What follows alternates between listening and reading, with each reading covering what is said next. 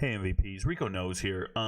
If you didn't hear, they released the win totals for the FBS college football season. They did it for all the Power 5 teams. So if you go to FanDuel or or DraftKings, you will see all the futures bets. So if you go to the NCAA tab, like I just did here, you will see games, national championship, Heisman's, and then win totals.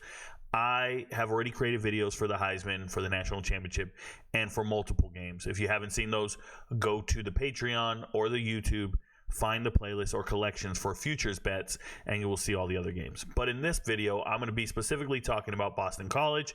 I'm going to do every single team in the Power 5 and my prediction for how they're going to do in the 2024 season. This is very important because if you want to jump on futures bets starting now, you can go ahead and do this. So, looking at this, if you see it here, Boston College, they have them at over 4.5 wins or under 4.5 wins.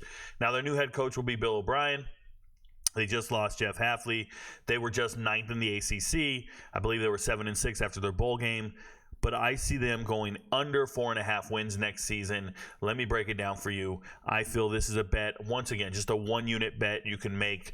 Nothing too crazy. It's not like I'm screaming this is egregious, put the house on it or anything. But I believe it to be a one-unit bet. Now, when I go look at their schedule, I'm looking at Florida State on the road. That's a definite loss. They're going to beat Duquesne at home. No big deal there. Going on the road against Missouri sounds like a terrible plan and idea. It's another loss. And then we have one of these coin flip games. Michigan State. I believe Michigan State's going to be revitalized, resurgence. They look like they have a front seven or strong front seven on both sides of the ball. Have a ton of talent returning. Shout out to them getting a new coaching staff and just new playmakers in general. But I really like Michigan State next season against Boston College. Yes, Boston College has an amazing quarterback in Thomas Castellanos. They got some really good running backs coming in. Shout out to Trayshawn Ward and who's the other kid? The kid from Milton. It'll come to me, McDonald here. I just want to make sure I get his name. Jordan McDonald. Good power back. Saw him play in high school a lot. This is a good player coming over from UCF, but he's still maybe 200-yard rushing at best. We'll talk about it at length when I go over their stats and whatnot. So I can see them losing this game right here. If you have them winning it, congratulations. If you have them winning that Michigan State game, then you obviously have them winning Western Kentucky and Virginia. The only difference is Western Kentucky does have a decent team. I don't think they match up well with Boston College. I think Boston College wins that game. I have Boston College at 2 wins at this point.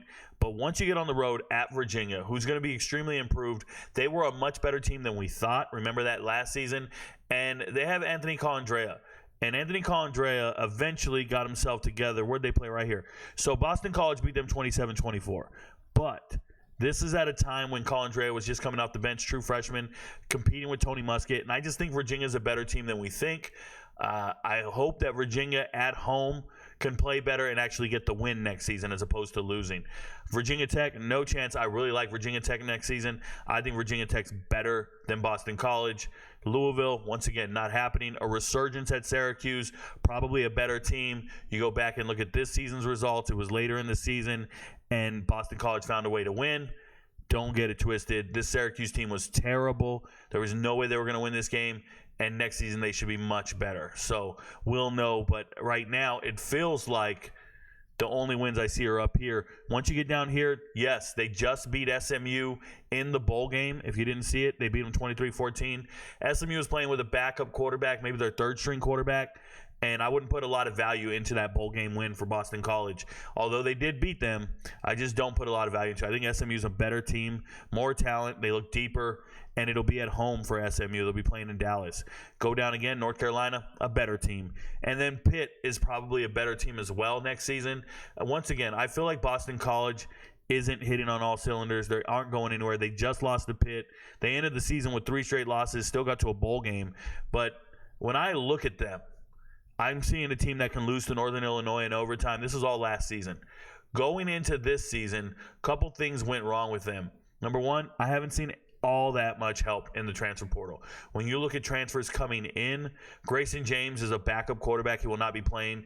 He's from FIU, former Duncanville kid. Absolutely atrocious. Go watch the first game of the season against, who was it against? It was FIU and La Tech. He finished with 4 yards passing. This guy's bad. Okay, he lost his starting job to a terrible quarterback. That means he's worse. Transferred in. No transfers of note or impact here. Nothing that I see that says, oh my God, you got to see the tape on this guy. No, you don't. Nothing here. Like I said, Jordan McDonald, I really like him. Power back, but he's going to be the third running back because they have Trayshawn Ward coming in to be the change of pace back, the scat back that can make things happen. But the rest of these guys don't really impact your win-loss column. On the flip side, losing players. Losing C.J. Clinkscales, who's an actually good player. Shout out to Buford. Losing Shidasala. I like to say, man, you shitting me, bro? Yeah, losing him to Purdue, losing Emmett Moorhead. This is just depth at the quarterback position, not a big deal. But losing your former starting running back, look at the running back room. Just go empty, bro. Losing your former starting running back, Patrick Garwood, on 3 doesn't have it here. He's at Nevada now. And then Andre Hines is actually at Wagner, I believe. But these were guys that were in the backfield sharing the load, and they're all gone. I just feel like Boston College didn't replace a lot of what they're missing. And if you're going out there with Thomas Castellanos, who can't throw the ball, all he can do is run. He is an 1,100-yard rusher. You do have Kyle Robichaux coming back next year. But they just don't move me, man. I'm not excited for this team by any means. Going 7-6, I felt like they overachieved, and I don't think they can do that again. So 4 wins, if I'm looking at it, going underneath 4 wins makes sense to me. 1 win here for me. 1, 2, and then you got to find 2 more out of this mess. And you're hoping you hit Pitt, not looking that great at the end of the season because you're at home for 3 of the last 4 games. But you got 4 wins in here? If you got 4, more power to you. 1, 2, 3, 4. You can go 5 or 6 max. But if you're talking like that and you're believing it, then you take the over. I highly recommend the under. That's what I'm rocking with. But once again, it's a 1 bet or 1 unit bet. This is a total lean here. I'll be doing a breakdown on every single team every 3 days, so keep an eye out for the other videos. If this doesn't feel like a bet you need to make, then stay away from it. Okay, there are 2 other videos already done on Colorado and Alabama. The Colorado video, it was at 4.5 wins, and I said take it over.